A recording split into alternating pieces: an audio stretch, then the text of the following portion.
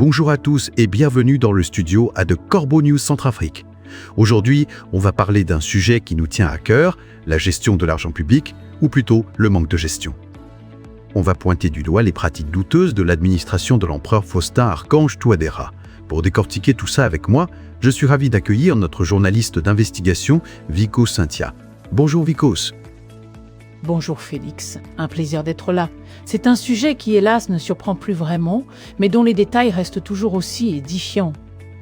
La Banque mondiale a mis son nez dans les affaires centrafricaines, et son rapport de 2025 n'y va pas par quatre chemins. Elle critique ouvertement le manque de clarté dans l'attribution des marchés publics ici. Donc, la Banque mondiale, qui est tout de même une institution sérieuse, pointe du doigt un vrai problème de fond. C'est bien ça, Vikos? Exactement, Félix. Leur analyse structurelle dévoile des méthodes d'attribution des contrats qui sont tout simplement obscures. Résultat ? Un gaspillage des ressources nationales et un enrichissement qui profite surtout à des entités privées bien spécifiques, celles qui ont le bras long, on l'imagine. Et pourquoi cette opacité, Vikos? Est-ce que c'est une volonté délibérée de cacher des choses ou est-ce que ça vient d'un problème plus profond dans le système? C'est une excellente question, Félix. L'institution financière précise que ce manque d'ouverture administrative provient directement d'un cadre juridique complètement dépassé. Les lois actuelles ne sont plus en mesure de protéger les intérêts de la nation face aux demandes du secteur privé. En clair, les portes sont ouvertes à toutes les dérives. C'est tout à fait étonnant, Vikos. On dirait que les règles sont là pour être contournées. Qu'est-ce que ça donne concrètement sur le terrain? Les chiffres officiels parlent d'eux-mêmes, Félix. Une énorme proportion des contrats publics est désormais attribuée sans aucune compétition. Les ententes directes sont devenues la norme, une pratique bien commode pour éviter tout contrôle de la trésorerie.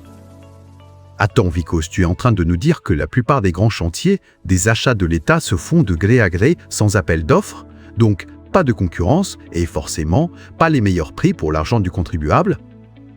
C'est exactement ça, Félix. Cette absence de concurrence empêche d'obtenir les meilleurs tarifs pour la construction de nos infrastructures essentielles.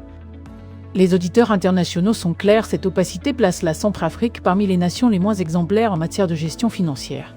On n'est pas loin du bonnet d'âne, si tu veux mon avis. C'est une situation qui fait froid dans le dos, Vikos. Moins d'exemplarité. Ça veut dire plus de magouilles, plus d'argent qui disparaît dans les poches de quelques-uns. Et est-ce que les citoyens ont un moyen de savoir où va cet argent? Malheureusement non, Félix. L'absence de publication des rapports d'audit empêche les citoyens de savoir où sont réellement alloués les fonds publics. Et ce n'est pas tout, les tentatives de modernisation, notamment les réformes informatiques pour rendre les procédures traçables, se heurtent à une résistance farouche au sein des ministères. Une résistance qui doit bien servir certains intérêts, j'imagine.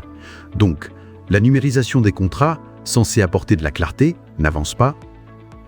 Elle reste à l'état embryonnaire, Félix, ce qui maintient les processus de décision dans l'ombre des bureaux et des arrangements secrets. Et cette mauvaise gestion, cette opacité permanente, décourage évidemment les bailleurs de fonds. Ils sont peu enclins à injecter des capitaux dans un système aussi peu sécurisé, qui voudrait prêter de l'argent sans savoir où il va finir. Personne de sain esprit, Vikos. C'est logique. Alors, l'organisation de la Banque mondiale, elle propose quoi pour sortir de ce bourbier? Elle exhorte l'autorité centrale, l'empereur Faustin et son administration à moderniser de toute urgence sa législation. Il faut des sanctions réelles contre les agents malhonnêtes. Et surtout, l'adoption de plateformes électroniques ouvertes est présentée comme la seule solution pour reconstruire la confiance avec nos partenaires financiers extérieurs. C'est un appel à un grand ménage, Félix.